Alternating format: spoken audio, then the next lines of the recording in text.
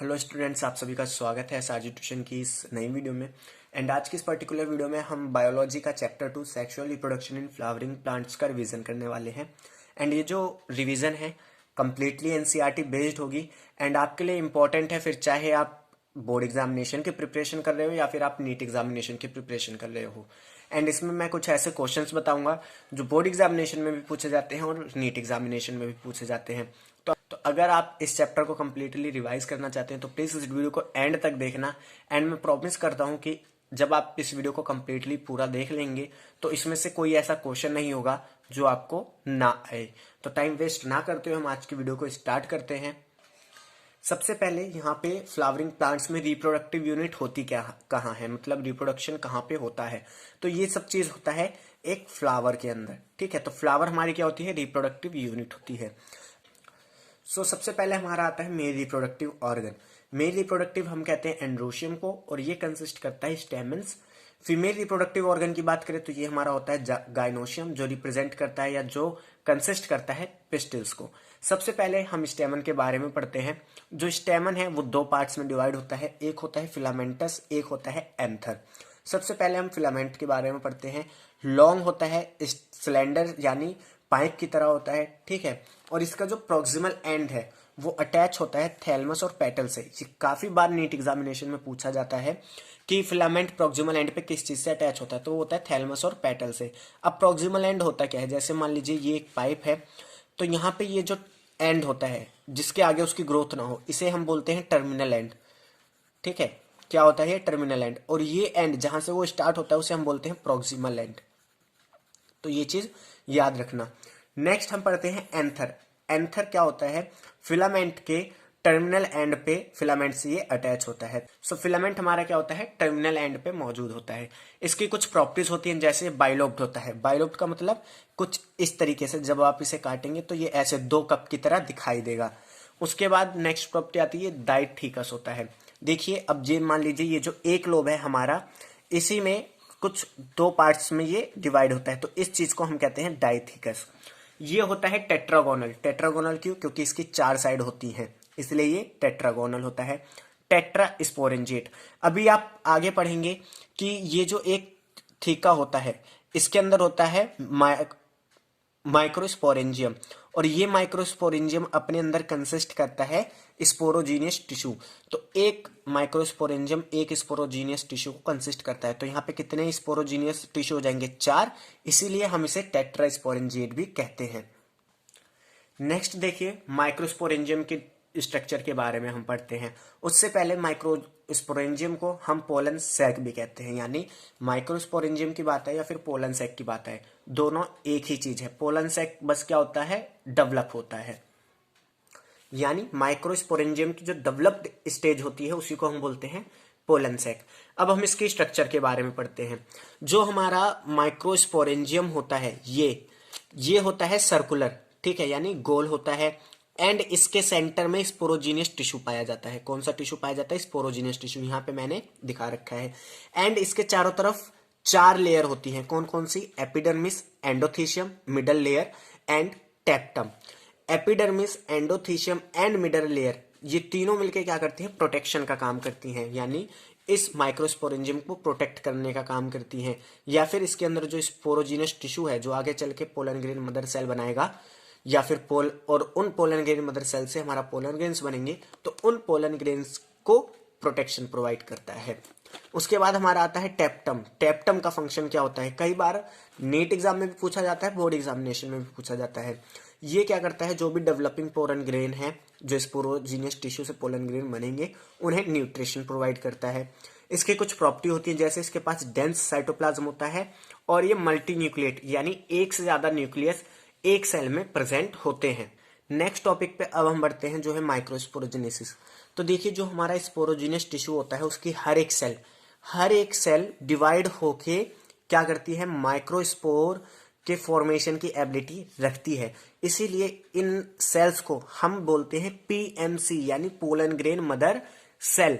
तो माइक्रोस्पोरोजेनेसिस क्या है, पोलन मदर सेल से पोलन ग्रेन का बनना म्यूसिस के थ्रू क्या कहलाता है, microsporogenesis. Process of formation of microspore from pollen mother cell through meiosis is known as microsporogenesis. देखिए पीएमसी है यानी पोलन मदर सेल है, इसमें म्योसिस हुई और हमारे 4 माइक्रोस्पोर बने। अब देखिए क्या होता है, ये जो 4 माइक्रोस्पोर होते हैं ये एक दूसरे से जुड़े हुए होते हैं, ठीक है। इसीलिए ये जो स्ट्रक्चर बनती है इसे हम बोलते हैं माइक्रोस्पोर टेट्राड। क्या बोलते हैं? माइक्रोस्पोर टेट्राड, क्योंकि ये 4 होते हैं इसलिए इसे बोलते हैं टेट्राड, ठीक है। अब जो हमारा टेप्टम होता है उसका हमने फंक्शन पढ़ा कि वो न्यूट्रिशन प्रोवाइड कराता है डेवलपिंग पोलन ग्रेन को, लेकिन उसका एक और फंक्शन होता है, ये कैलेज एंजाइम को प्रोड्यूस करता है, जो क्या करता है, चारों पोलन ग्रेन को एक दूसरे से अलग करता है। एंड इस तरीके से हमारे 4 इंडिविजुअल पोलन ग्रेन बनते हैं। अब हम पढ़ते हैं पोलन ग्रेन के बारे में। ये रिप्रेजेंट करता है मेल गैमेटोफाइट को। अब देखिए पोलन ग्रेन के पास 2 लेयर होती है, एक होती है एक्साइन, एक होती है इंटाइन। एक्साइन जो है वो स्पोरोपोलिनिन से बनी होती है, जो एक बहुत ही ज्यादा मजबूत ऑर्गेनिक मटेरियल होता है। एंड ये इतना मजबूत होता है कि इस पे कोई भी स्ट्रॉन्ग एसिड काम नहीं करता, कोई भी स्ट्रॉन्ग बेस इसे डिजेनरेट नहीं कर पाता, या फिर कोई एंजाइम भी इसे डिजेनरेट नहीं कर पाता, तो इसीलिए ये बहुत ही ज्यादा स्ट्रॉन्ग होता है। जो हमारी इंटाइन है वो बनी हुई होती है पेक्टोसेल्यूलोज से। एक्साइन हमारी डिसकंटिन्यूस होती है, इंटाइन हमारी कंटिन्यूस होती है। इसे अभी मैं आगे और इजिली वे में बताऊंगा। एक्साइन जो होती है हमारी आउटर मोस्ट लेयर होती है, इंटाइन हमारी इनर मोस्ट लेयर होती है। अब देखिए इस चीज को समझिए, कई बार क्या होता है ये डिफरेंस पूछ लिया जाता है बोर्ड एग्जाम में, तो इसे आप याद करना, बाकी मैं समझा देता हूँ। मान लीजिए ये पोलन ग्रेन है, ये इसके इंटरनल लेयर है इंटाइन। क्या है ये? इंटाइन। एंड ये बनी होती है पेक्टोसेलुलोज से। अब देखिए यहाँ पे मैंने इसे चारों तरफ बनाया है और ये कंटिन्यूस है, तो इसलिए इसे हमने नाम दिया कंटिन्यूस। लेकिन जो हमारी स्पोरोजीनियस टिश्यू की लेयर होती है यानी आउटर मोस्ट लेयर यानी एक्साइन जो होती है, ये होती है हमारी एक्साइन। ये एक्साइन में क्या होता है, स्पोरोपोलिनिन एक जगह पे अपसेंट होता है, जैसे मैंने यहाँ पे दिखाया है। इस रीजन को जहां पे स्पोरोपोलिनिन अपसेंट होती है उसे हम बोलते हैं जर्म पोर। क्या बोलते हैं? जर्म पोर। तो इसीलिए जो स्पोरोपोलिनिन या जो एक्साइन है वो डिसकंटिन्यूअस होती है। एंड कई बार बोर्ड एग्जामिनेशन में क्वेश्चन पूछा था what is germ pore, right its function. तो region where sporopollenin is absent, जहां पे स्पोरोपोलिनिन एब्सेंट होगी उसे हम क्या बोलेंगे? Germ pore. It help in formation of pollen tube. ये क्या होता है? पॉलिनेशन के बाद जब पोलन ट्यूब का फॉर्मेशन होता है जर्मिनेशन के टाइम पे, तो उस टाइम पे इंटाइन जो है, सॉरी एक्साइन जो है वो पोलन ट्यूब के फॉर्मेशन में हेल्प करती है। एंड नेक्स्ट क्वेश्चन जो नीट में भी पूछा जाता है, why pollen are well preserve fossil. जो हमारे पोलन ग्रेन्स होते हैं वो वेल प्रिजर्व फॉसिल क्यों होते हैं? Due to the presence of sporopollenin. Sporopollenin की वजह से वो वेल प्रिजर्व फॉसिल होते हैं, क्योंकि स्पोरोलिन क्या है? बहुत ही स्ट्रॉन्ग रेजिस्टेंस मटेरियल है, जिसे कोई एंजाइम, कोई एसिड, कोई बेस नहीं तोड़ सकता। अब हमारी बात आती है पोलन ग्रेन की डेवलपमेंट की। तो देखिए जो पोलन ग्रेन होता है उसमें माइटोसिस होती है, और माइटोसिस के बाद उस पोलन ग्रेन में 2 सेल्स बनती हैं। एक हमारी होती है वेजिटेटिव सेल, एक हमारी होती है जनरेटिव सेल। जो हमारी वेजिटेटिव सेल होती है बिगर होती है, उसके पास रिजर्व फूड मटेरियल होता है, और उसका जो न्यूक्लियस है वो इरेगुलर होता है शेप में, यानी उसकी कोई शेप नहीं होती। वहीं अगर हम बात करें जनरेटिव सेल की, तो ये हमारी स्मॉल होती है, फ्लॉट करती है वेजिटेटिव सेल के साइटोप्लाज्म, जैसा आप डायग्राम में देख सकते हैं।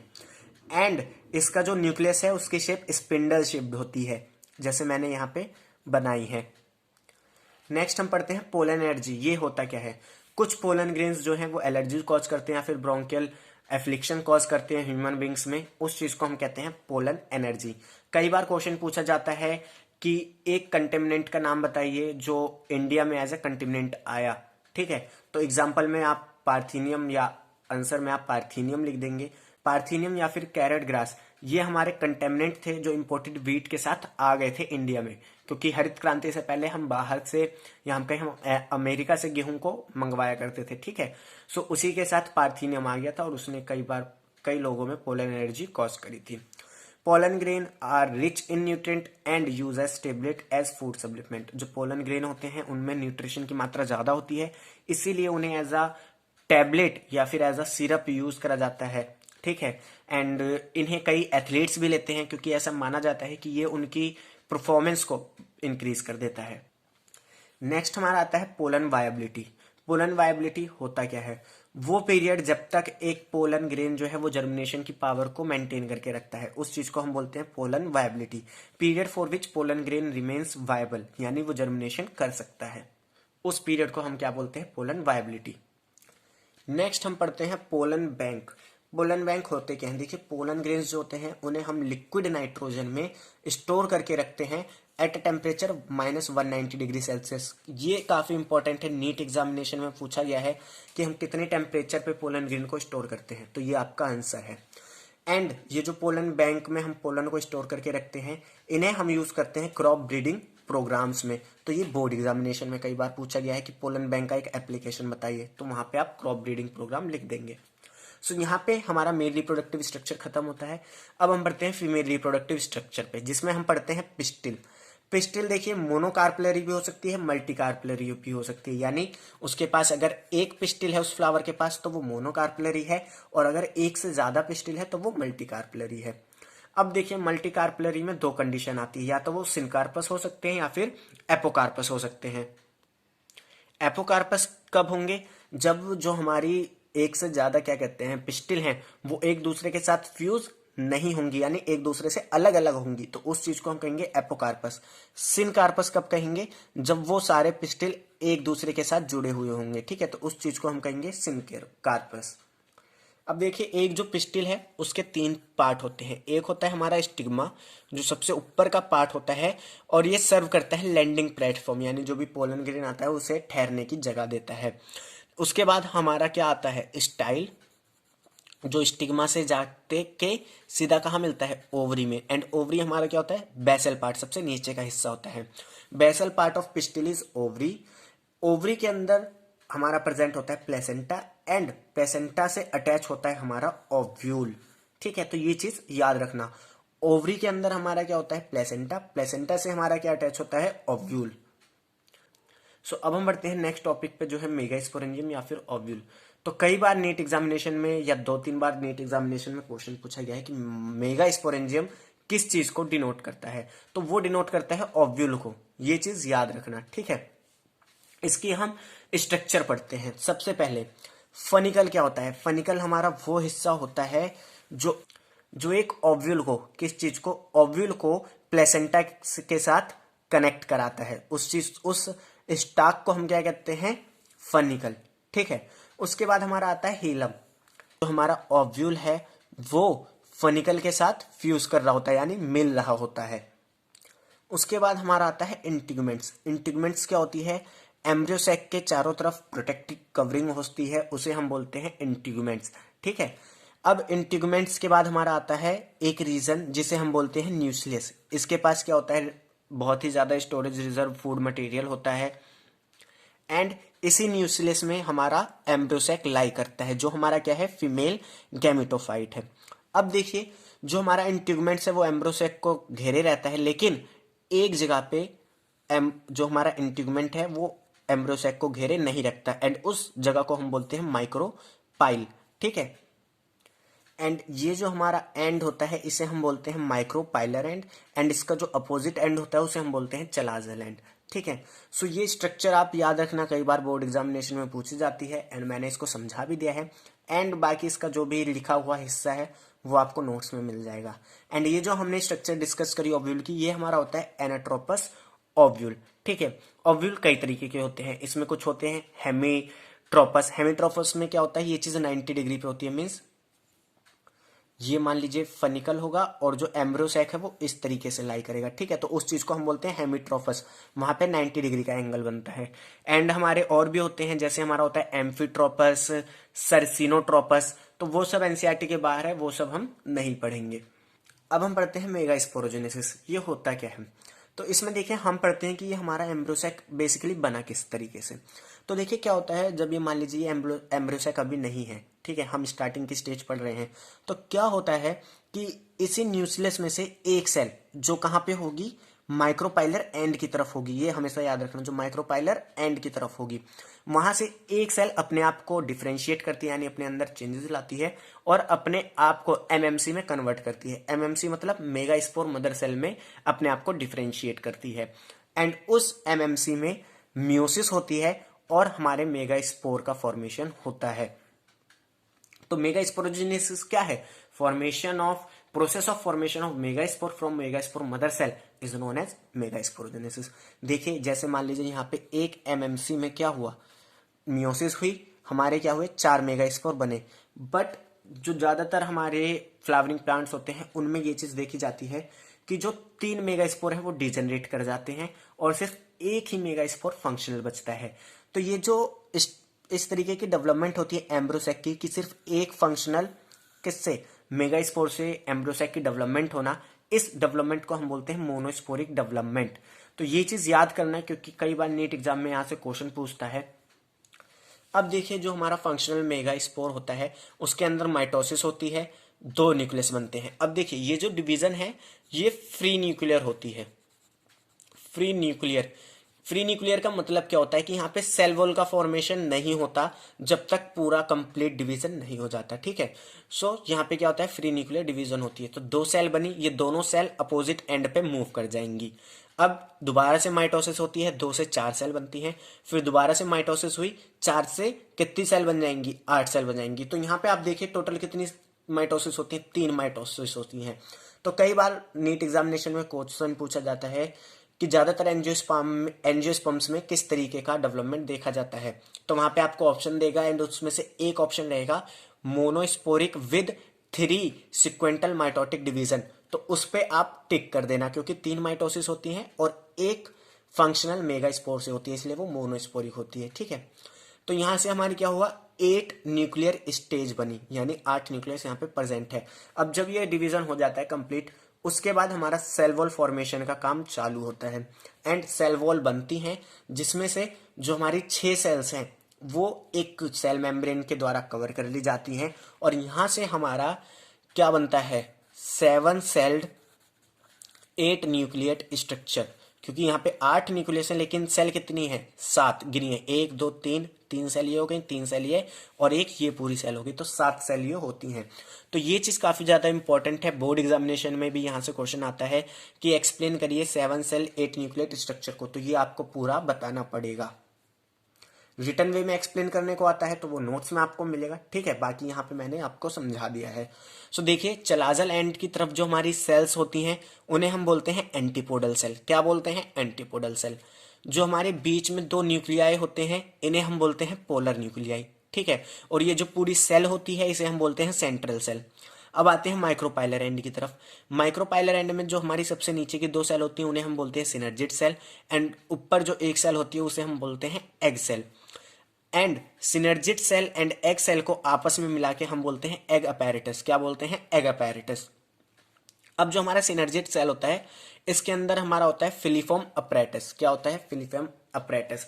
इसका काम क्या होता है कि जो भी पोलन ट्यूब आता है पॉलिनेशन के बाद या फिर जर्मिनेशन के दौरान उसे रास्ता दिखाना। ठीक है, ये काम होता है फिलीफॉर्म अपैरेटस का। सो यहाँ पे हमारी फीमेल रिप्रोडक्टिव स्ट्रक्चर भी खत्म होती है। अब हम पढ़ते हैं पॉलिनेशन, कि जो हमने पोलन ग्रेन बनते हुए देखा उस पोलन ग्रेन को कैसे ट्रांसफर करा जाता है स्टिग्मा तक ताकि हमारा फर्टिलाइजेशन हो सके। सो पॉलिनेशन हम बचपन से पढ़ते आ रहे हैं, क्या होता है, पोलन ग्रेन का ट्रांसफर होना एंथर से स्टिग्मा पे क्या कहलाता है, पॉलिनेशन। अब जो पॉलिनेशन है वो 3 तरीके का होता है, ऑटोगैमी, जिटिनोगैमी एंड जीनोगैमी। सबसे पहले ऑटोगैमी। ऑटोगैमी में क्या होता है, जहां पे पॉलिनेशन सेम फ्लावर में हो, यानी इसमें फ्लावर क्या होगा, बाइसेक्सुअल होगा, यानी मेल एंड फीमेल दोनों ही ऑर्गन को कंसिस्ट करेगा। तो ऐसे फ्लावर में या जब ऐसा पॉलिनेशन होगा जिसमें जो पॉलिनेशन है एक सेम फ्लावर में ही हो तो उस पॉलिनेशन को हम कहते हैं ऑटोगैमी। ऑटोगैमी में हम पढ़ते हैं 2 तरीके के फ्लावर। एक हमारा होता है चास्मोगैमस फ्लावर होता है। चास्मोगैमस फ्लावर हमारे क्या होते हैं, जिनमें एंथर एंड स्टिग्मा एक्सपोज्ड रहते हैं, यानी खुले हुए रहते हैं, जैसे हम नॉर्मली फूल्स देखते हैं वैसे। क्लिस्टोगैमस फ्लावर क्या होते हैं, ऐसे फ्लावर जो बंद रहते हैं। आपको स्क्रीन पे इमेज भी दिखाई दे रही होगी क्लिस्टोगैमस फ्लावर की। सो ऐसे जो फूल होते हैं जो अपने पूरे लाइफ टाइम में ओपन नहीं होते उन्हें हम बोलते हैं क्लिस्टोग्लैमस फ्लावर। और क्लिस्टोग्लैमस फ्लावर में हमेशा ही क्या होगा, ऑटोगैमी होगा। ठीक है, एंड यहाँ पे क्या होता है, कई बार बोर्ड एग्जामिनेशन में पूछ लिया जाता है 1 मार्क्स में कि क्लिस्टोग्लैमस फ्लावर का या क्लिस्टोगैमी का क्या एडवांटेज होता है। तो इसका एडवांटेज ये होता है कि यह हमें इस चीज की गारंटी देता है कि बिना पॉलिनेटर की प्रेजेंस में ठीक है, बिना पॉलिनेटर की प्रेजेंस में हमें सीड का फॉर्मेशन देखने को मिलेगा। नेक्स्ट हमारा आता है जिटिनोगैमी। ये होता क्या है? पोलन ग्रेन का ट्रांसफर होना from anther to stigma of different flower.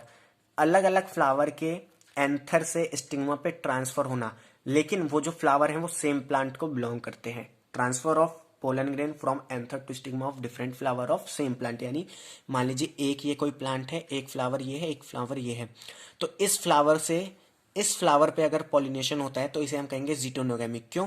क्योंकि प्लांट सेम है, बस फ्लावर अलग अलग हैं।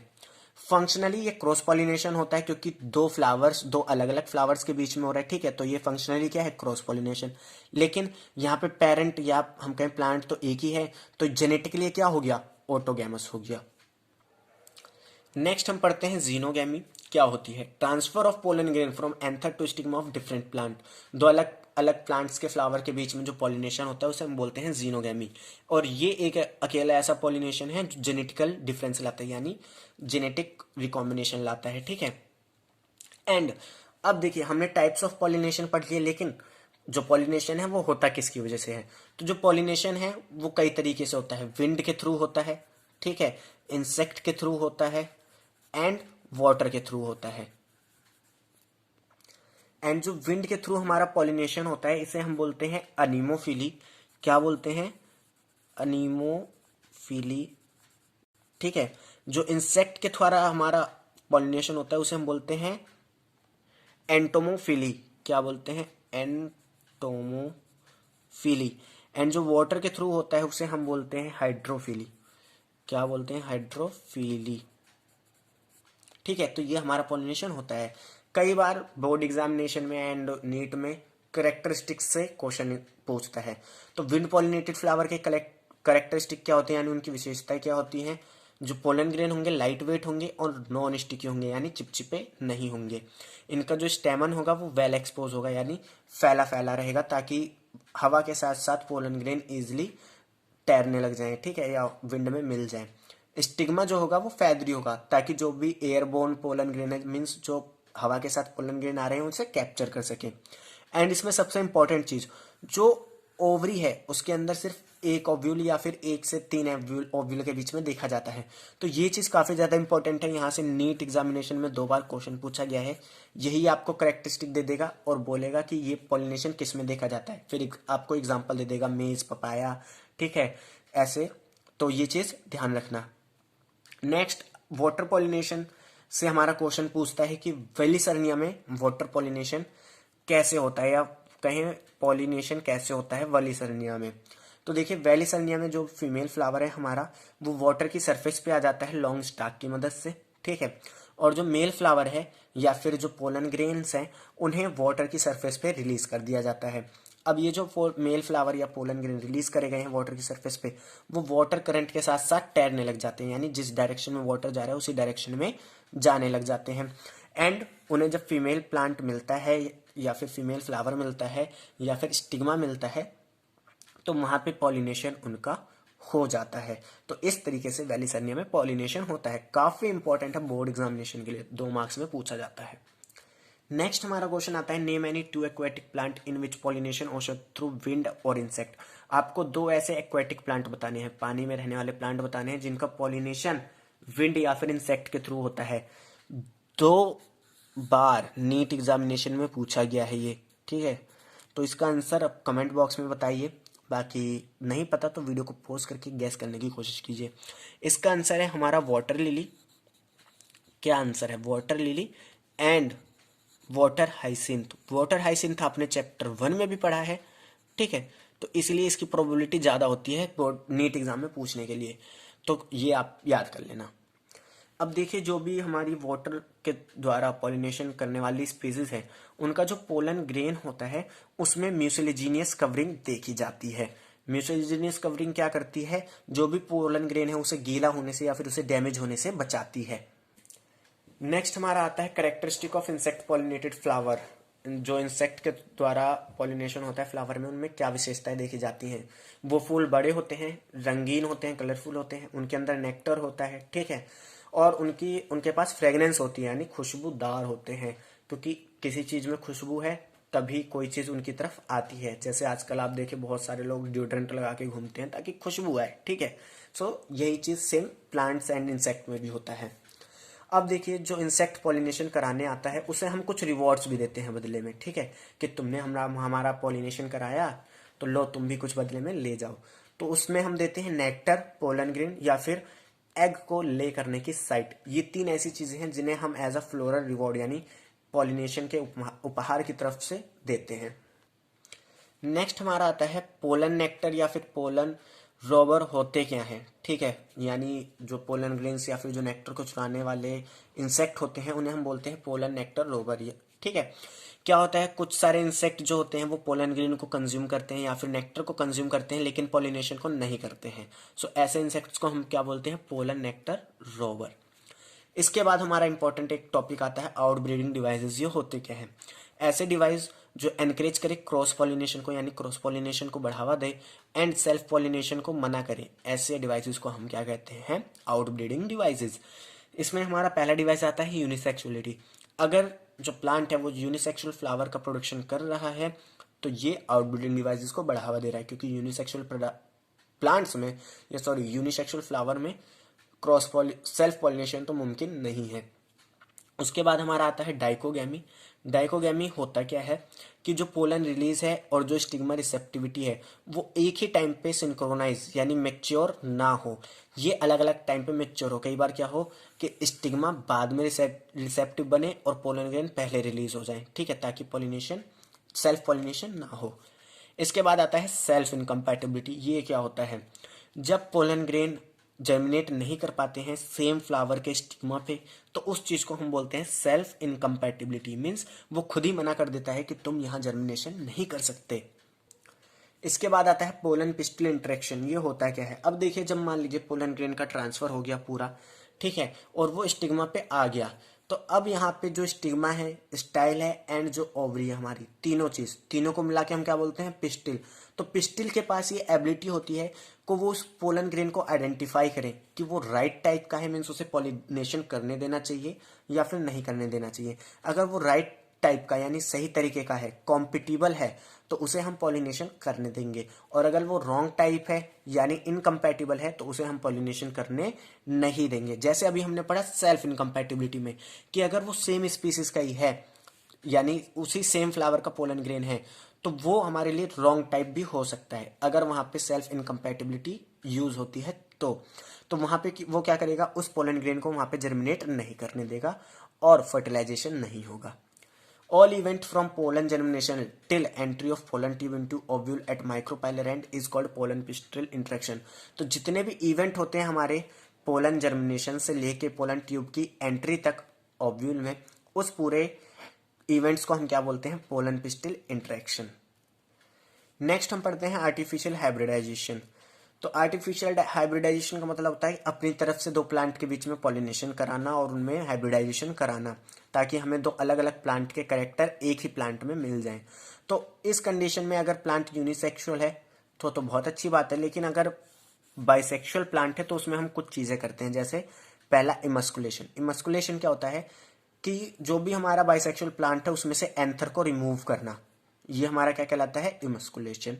नेक्स्ट हमारा होता है बैगिंग। बैगिंग में हम क्या करते हैं, जो भी हमारा स्टिग्मा है उस बाइसेक्सुअल प्लांट का उसे हम कवर कर देते हैं बैग की मदद से एंड इस चीज को हम बोलते हैं बैगिंग। अब ये करते किस लिए हैं, ताकि अनवांटेड पोलन ग्रेन आके उस पे जर्मिनेशन ना कर दे। और जब हमारा स्टिग्मा मैच्योर हो जाता है तो उस बैग को हम हटाते हैं, इस चीज को हम बोलते हैं रीबैगिंग। क्या बोला मैंने कि जब हमारा स्टिग्मा मैच्योर हो जाता है तो उस बैग को हम हटा देते हैं, इस चीज को हम बोलते हैं रीबैगिंग। और जो भी हमें पोलन ग्रेन्स के साथ इनका फर्टिलाइजेशन कराना है उस पोलन ग्रेन को लाके इनके स्टिग्मा पे छोड़ देते हैं, जर्मिनेशन होता है एंड हमें नई हाइब्रिड देखने को मिलती है और ये हमारा आर्टिफिशियल हाइब्रिडेशन हो जाता है। नेक्स्ट हमारा आता है डबल फर्टिलाइजेशन। डबल फर्टिलाइजेशन में क्या होता है, पॉलिनेशन के बाद जब पोलन ट्यूब में मेल गैमेट को रिलीज करा जाता है तो वहां पे दो मेल गैमेट रिलीज होते हैं, क्योंकि जो हमने पढ़ा था कि जो हमारी पोलन ग्रेन है उसमें एक हमारी क्या होती है, जनरेटिव सेल एंड एक हमारी क्या होती है, वेजिटेटिव सेल। बट क्या होता है, ये जो स्टेज होती है इसे हम बोलते हैं टू सेल स्टेज, ठीक है। लेकिन कई प्लांट्स में या बहुत सारे प्लांट्स में ये जो जनरेटिव सेल है वो एक बार और डिवाइड करती है और 3 सेल का फॉर्मेशन करती है, जिनमें से ये 2 हमारी क्या होती हैं, जनरेटिव सेल होती हैं, ठीक है। और ये मतलब मेल गैमेट की तरह एक्ट करती हैं। तो ये दोनों पोलन ट्यूब में रिलीज हो जाती है और आगे का फंक्शन होता है, जिसमें एक मेल गैमेट जो है वो फ्यूज करता है एग सेल के साथ, ठीक है, और फ्यूज करने के बाद जाइगोट का फॉर्मेशन करता है। एंड ये जो हमारा जाइगोट होता है डिप्लॉइड यानी 2n होता है, एंड इस प्रोसेस को हम बोलते हैं सिनगैमी। वही जो हमारा सेकंड मेल गैमेट है वो फ्यूज करता है पोलर न्यूक्लियाई के साथ और फॉर्म करता है 3n यानी ट्रिप्लॉइड पेन यानी प्राइमरी एंडोस्पर्म न्यूक्लियस। और ये जो प्रोसेस है इसे हम बोलते हैं ट्रिपल फ्यूजन। अब आगे चल के जो हमारा पेन है यानी प्राइमरी एंडोस्पर्म न्यूक्लियस है डेवलप करता है एंडोस्पर्म में, और जो हमारा जाइगोट है वो डेवलप करता है एम्ब्रियो में। सो देखिए, डबल फर्टिलाइजेशन के बाद जब आगे का पोस्ट फर्टिलाइजेशन इवेंट होता है तो उसमें सबसे पहले एंडोस्पर्म की डेवलपमेंट होती है एंड उसके बाद एम्ब्रियो की डेवलपमेंट होने स्टार्ट होती है। ऐसा क्यों होता है? ऐसा इसलिए होता है क्योंकि जो एंडोस्पर्म है वो न्यूट्रिशन प्रोवाइड करता है डेवलपिंग एम्ब्रियो को, इसीलिए एंडोस्पर्म का फॉर्मेशन सबसे पहले होता है एंड उसके बाद एम्ब्रियो की डेवलपमेंट होना स्टार्ट होता है। अब जो हमारा एंडोस्पर्म है 2 तरीके का होता है, nuclear endosperm and cellular endosperm. Nuclear endosperm क्या होता है? जब हमारा primary endosperm nucleus successive nuclear division करता है, ठीक है, न्यूक्लियर डिवीजन मीन्स सिर्फ न्यूक्लियस का डिवीजन हो और ये डिवीजन फ्री न्यूक्लियाई हो, मीन्स सेल वॉल का फॉर्मेशन ना हो, तो हमारा सिर्फ न्यूक्लियस ही न्यूक्लियस दिखता है हमें, तो ऐसे एंडोस्पर्म को हम बोलते हैं न्यूक्लियर एंडोस्पर्म। एग्जाम्पल के लिए आप जब कोकोनट मिल्क पीते हैं या हम कहें जो नारियल पानी पीते हैं, ठीक है, वो हमारा क्या होता है, न्यूक्लियर एंडोस्पर्म होता है। उसके बाद हमारा आता है सेलुलर एंडोस्पर्म। अब यही सेम चीज है कि यहाँ पे जब फ्री न्यूक्लियाई बना, ठीक है, उसके बाद उस पर सेल वॉल बनने लगे हर एक न्यूक्लियस के चारों तरफ, तो उस चीज को हम बोलते हैं सेलुलर एंडोस्पर्म। अब देखिए, जैसे मैंने अभी आपको कोकोनट का एग्जांपल दिया था, तो कोकोनट में दोनों चीजें देखी जाती हैं।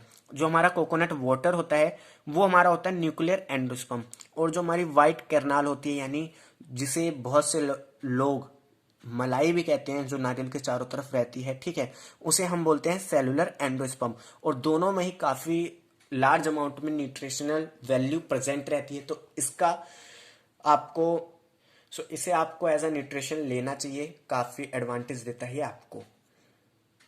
अब देखिए, नेक्स्ट हमारा आता है एम्ब्रियो। इसे हम सीधा एनसीईआरटी से रीड करते हैं क्योंकि एनसीईआरटी में अच्छे तरीके से दे रखा है। जो एम्ब्रियो है वो डेवलप करता है माइक्रोपाइलर एंड पे, ठीक है। इसमें क्या होता है, जो जाइगोट है हमारा वो डिवाइड करता है जब कुछ अमाउंट ऑफ एंडोस्पर्म बन जाता है, जैसे मैंने अभी आपको बताया।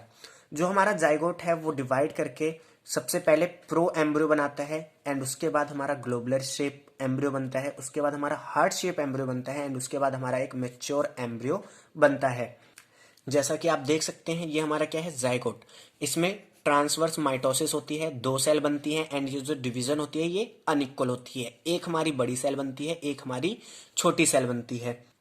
जो बड़ी सेल होती है उसे हम बोलते हैं सस्पेंसर सेल, जो छोटी सेल होती है उसे हम क्या बोलते हैं, एम्ब्रियोनल सेल, ठीक है। सस्पेंसर सेल में 3-4 बार और ट्रांसवर्स डिवीजन होती है एंड हमारी ये फिलामेंटस टाइप स्ट्रक्चर बन जाती है। एंड ये जो हमारी पहली सेल होती है माइक्रोपाइलर एंड की तरफ, ये क्या होती है, स्वेल कर जाती है यानी सूज जाती है एंड इस सेल को हम नाम देते हैं होस्ट्रियम। क्या नाम देते हैं, होस्ट्रियम, ठीक है। उसके बाद आगे फिर एम्ब्रियोनल सेल में डिवीजन होती है, वहां पे फिर 2 टायर में सेल अरेंज होती हैं, वो सब आपको नोट्स में मिल जाएगा, वो आपके लिए इंपॉर्टेंट नहीं है, ये डायग्राम आपके लिए इंपॉर्टेंट है, तो इन्हें याद कर लेना। अब देखिए, आपको डाइकोटिलीडन एम्ब्रियो के बारे में बताया गया है। डाइकोटिलीडन एम्ब्रियो कंसिस्ट करता है एक एम्ब्रियोनल एक्सिस को, 2 कोटिलीडन को। एम्ब्रियोनल एक्सिस के ऊपर जो कोटिलीडन होता है उसे हम बोलते हैं एपिकोटाइल, जो लास्ट में टर्मिनेट होता है या फिर एंड होता है प्लूमल या फिर स्टेम टिप के साथ। और जो हमारा सिलेंड्रिकल पोर्शन होता है कोटिलीडन से नीचे उसे हम बोलते हैं हाइपोकोटाइल, जो टर्मिनेट होता है रेडिकल और रूट कैप के साथ। जैसे मान लीजिए ये हमारी क्या है, एम्ब्रियोनल एक्सिस है, तो ये हमारे 2 कोटिलीडन है, ठीक है। सो इसे हम क्या बोलते हैं, एपिकोटाइल, ठीक है। और ये टर्मिनेट किसके साथ होती है, प्लूमल के साथ। उसके बाद जब एम्ब्रियोनल एक्सिस के नीचे हम जाते हैं तो इस चीज को हम क्या बोलते हैं, हाइपोकोटाइल, जो टर्मिनेट होती है रेडिकल के साथ एंड रेडिकल के नीचे एक और स्ट्रक्चर होती है जिसे हम कहते हैं रूट कैप, जो आगे क्या करती है, इस चीज को प्रोटेक्शन प्रोवाइड करती है। उसके बाद हम आते हैं मोनोकोटिलीडन के एम्ब्रियो पे, तो इनके पास सिर्फ एक कोटिलीडन होता है। एंड ग्रास फैमिली में उस कोटिलीडन को हम स्कॉटलम कहते हैं, ठीक है। तो ये चीज याद रखना, ग्रास फैमिली में जो हमारा कोटिलीडन होता है उसे हम क्या बोलते हैं, स्कॉटलम, ठीक है। अब देखिए, अगर हम लोअर एक्सिस पे बात करें यानी नीचे के हिस्से में बात करें, तो इनके पास एक रेडिकल होती है, रूट कैप होती है, जो कवर होती है क्लोराइजा की मदद से। उसके बाद अगर हम ऊपर की तरफ बात करें, यानी ऊपर की तरफ यानी अपर एंड पे, तो अपर एंड पे हमारा जो कोलियोपेटाइल होता है उसके अंदर कुछ हमारे प्रीमोडिया होते हैं। क्या होते हैं, प्रीमोडिया होते हैं, जो आगे चल के लीफ के फॉर्मेशन में हेल्प करते हैं। सो नेक्स्ट टॉपिक है हमारा सीड। सीड होता है क्या है, जो हमारा फर्टिलाइज ओव्यूल होता है वही आगे चल के सीड बनता है, ठीक है। अब हमारे कुछ जो सीड होते हैं वो कई तरीके के होते हैं, non albuminous, albuminous and perispermic seed. तो इनको बारी बारी पढ़ते हैं। नॉन एल्बुमिनस सीड या फिर non endospermic seed are those having no residual endosperm. Non endospermic seed या फिर नॉन एल्बुमिनस सीड हमारी वो सीड होती है जिनके पास एंडोस्पर्म नहीं बचता, क्योंकि वो कंप्लीटली कंज्यूम कर लिया जाता है डेवलपिंग एम्ब्रियो के द्वारा। एग्जाम्पल के लिए पी ग्राउंडनट। उसके बाद हमारी आती है एल्बुमिनस या फिर एंडोस्पर्मिक सीड। ये वो सीड होती हैं जिनके अंदर एंडोस्पर्म बच जाता है, क्योंकि वो कंप्लीटली कंज्यूम नहीं हो पाता डेवलपिंग एम्ब्रियो के द्वारा, ठीक है। सिंपल सी बात है। एग्जाम्पल के लिए व्हीट, मेज एंड कास्टर। इसके बाद नेक्स्ट हमारी सीड आती है पेरिस्पर्मिक सीड। ये होती क्या है, देखिए कुछ सीड्स में क्या है, जो न्यूक्लियस है हमारा वो बच जाता है, तो ऐसे सीड्स को हम बोलते हैं perispermic seed. Perispermic seed are those which have remnant of nucleus also persist, means जिनके अंदर न्यूक्लियस भी बचा हुआ रहता है। एंड ये जो बचा हुआ न्यूक्लियस होता है इसे हम बोलते हैं पेरिस्पर्म। क्या बोलते हैं, पेरिस्पर्म। नेक्स्ट हमारा आता है सीड डोरमेंसी। सीड डोरमेंसी होता क्या है, ये एक इनएक्टिविटी की स्टेज होती है जहां पे जो मेटाबॉलिक एक्टिविटी है किसी भी एम्ब्रियो की वो रुक जाती है। अब देखिए, जो हमारा ओवरी है वो किस में डेवलप होता है, फ्रूट में। जैसे हमने पढ़ा था ओवरी के अंदर क्या होता है, ओव्यूल होता है। तो ओव्यूल किस में डेवलप करता है, बताओ जल्दी, सीड में, ठीक है। ओवरी किस में डेवलप करती है, फ्रूट में। एंड ओव्यूल के अंदर क्या होता है, एम्ब्रियोसेक, एंड एम्ब्रियोसेक किस में डेवलप करता है, एम्ब्रियो में। तो ये चीज याद रखना, फ्रूट होगा, फ्रूट के अंदर सीड होगी, सीड के अंदर एम्ब्रियो होगा। अब जो ओवरी की हमारी वॉल्स होती हैं वो डेवलप कर जाती हैं फ्रूट की वॉल्स में, जिन्हें हम बोलते हैं पेरिकार्प। अब जो फ्रूट होते हैं हमारे वो दो तरीके के होते हैं, ट्रू फ्रूट यानी सच्चा फ्रूट, एंड फॉल्स फ्रूट यानी झूठा फ्रूट। जैसे हमारे दोस्त होते हैं, सच्चा दोस्त, नकली दोस्त, उसी तरीके से फ्रूट भी होते हैं। तो ट्रू फ्रूट हमारे क्या होते हैं, वो फ्रूट जो सिर्फ ओवरी से ही डेवलप होते हैं, ऐसे फ्रूट्स को हम बोलते हैं ट्रू फ्रूट्स।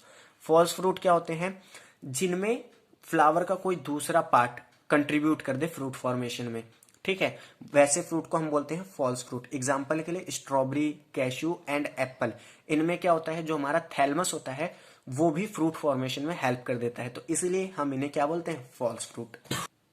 नेक्स्ट हम पढ़ते हैं पार्थिनोकार्पिक फ्रूट। ये होते क्या हैं, ऐसे फ्रूट जो डेवलप होते हैं बिना फर्टिलाइजेशन के, ऐसे फ्रूट्स को हम बोलते हैं पार्थिनोकार्पिक फ्रूट। एग्जाम्पल के लिए बनाना। इसीलिए बनाना में बीज भी नहीं होता, क्योंकि जो पार्थिनोकार्पिक फ्रूट होते हैं उनके अंदर बीज नहीं होते। सच फ्रूट आर सीडलेस, यहाँ पे फ्रूट आएगा, ठीक है, सच फ्रूट आर सीडलेस, उनमें बीज नहीं होता। अब सीड की कुछ एडवांटेज बोर्ड एग्जामिनेशन में पूछता है, वो पढ़ लेते हैं। जो सीड कोट है वो प्रोटेक्शन प्रोवाइड करती है यंग एम्ब्रियो को, सही बात है। Better adaptive strategy for dispersal to new habitat, नए हैबिटेट में जाने के लिए इनके पास बेटर एडेप्टिव स्ट्रेटेजी होती है। जैसे आप आम खाते हो, आप आम खाए, आपने आम की गुठली को फेंक दिया कहीं भी, ठीक है, तो वहां पे नया पेड़ बन जाता है। तो ये क्या है, डिस्पर्सल, यानी एक जगह से दूसरी जगह फैलने की एक टेक्निक है। हैव सफिशियंट फूड रिजर्व, इनके पास सफिशियंट रिजर्व फूड मटेरियल होता है, ताकि जब तक वो मतलब छोटा सा एम्ब्रियो तो थोड़ा छोटा प्लांट ना बन जाए, कि तब तक वो अपने आप फोटोसिंथेसिस ना कर पाए, तब तक उसे न्यूट्रिशन देता रहता है। Generate new genetic combination. अब देखिए, जो सीड है वो फर्टिलाइजेशन से ही बनती है, तो इसीलिए इनके पास जेनेटिक रिकॉम्बिनेशन भी होता है। नेक्स्ट हमारा आता है एपोमिक्सिस। ये होता क्या है, जब सीड का फॉर्मेशन हो बिना फर्टिलाइजेशन के, तो इस टेक्निक को हम बोलते हैं एपोमिक्सिस। क्या बताया मैंने? एपोमिक्सिस क्या होता है? जब सीड का फॉर्मेशन हो बिना फर्टिलाइजेशन के, वो हमारा क्या कहलाएगा? एपोमिक्सिस। ये एक तरीके का सेक्सुअल रिप्रोडक्शन, ये एक तरीके का असेक्सुअल रिप्रोडक्शन है जो मिमिक्स करता है सेक्सुअल रिप्रोडक्शन को। मिमिक्स का मतलब होता है कॉपी करना, ठीक है? सेक्सुअल रिप्रोडक्शन को कॉपी करता है। जैसे आप अपने दोस्त की कॉपी में से अपना एग्जाम कॉपी करते हो, उसी तरीके से एपोमिक्सिस में क्या होता है? असेक्सुअल रिप्रोडक्शन कॉपी करता है सेक्सुअल रिप्रोडक्शन को।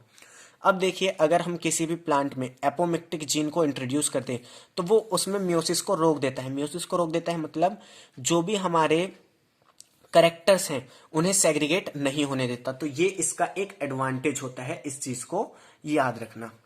नेक्स्ट हमारा आता है पोली एम्ब्रियोनी। पोली एम्ब्रियोनी होता क्या है? जैसे नाम से पता चल रहा है, पोली का मतलब होता है एक से ज्यादा, एम्ब्रियोनी का मतलब होता है एम्ब्रियो। तो अगर एक से ज्यादा एम्ब्रियो देखने को मिलते हैं हमें किसी सीड में, तो उस चीज को हम बोलते हैं पोली एम्ब्रियोनी।